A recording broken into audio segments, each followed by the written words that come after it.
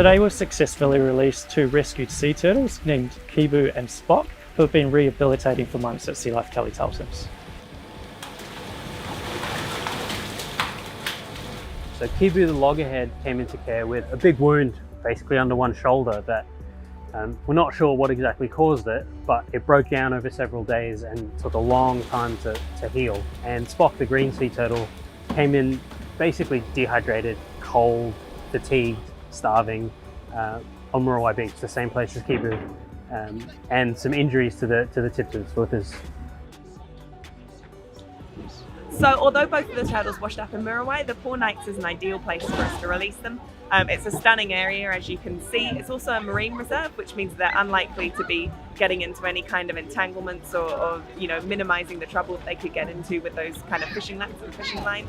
And we release them at the end of the summer. So they've got those nice warm currents coming through, and then are hopefully able to, be able to make the best start that they possibly can to be able to be released into the wild.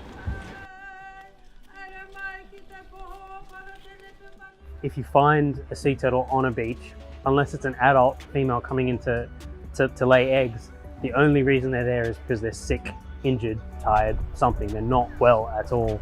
0800 Doc Hot and our conservation partner Doc comes in. We'll be able to transport them usually to us at Auckland Zoo, where we focus on getting them warmed up slowly back to the temperature that they want to be, getting them hydrated, as well as doing some diagnostics like bloods and x-rays to try and find out what exactly is wrong with them and if there's any underlying illness. So threats that sea turtles face in the wild, plastic pollution is a huge one. What that can do is they can ingest it and it can lock them up, and it means that it makes them feel full. It means that they're not likely to look for any other food, but it's not actually giving them any nutrition that they need. The other thing that can do is cause gas blockages, which can cause them to float. What that can do is that can leave them vulnerable to things like boat strike, cold shock, and it also means that they're unable to kind of hunt and go and forage for themselves, so they'll often end up being incredibly weak and dehydrated.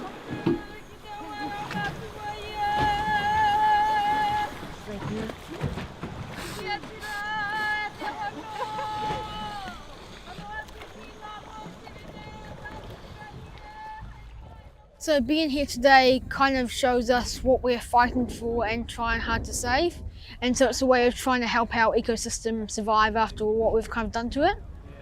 It's a collaborative partnership to release the turtles, which we call Team Turtle, and that's consisted of Sea Life Kelly Taltons, Auckland Zoo and Department of Conservation, with support from Air New Zealand.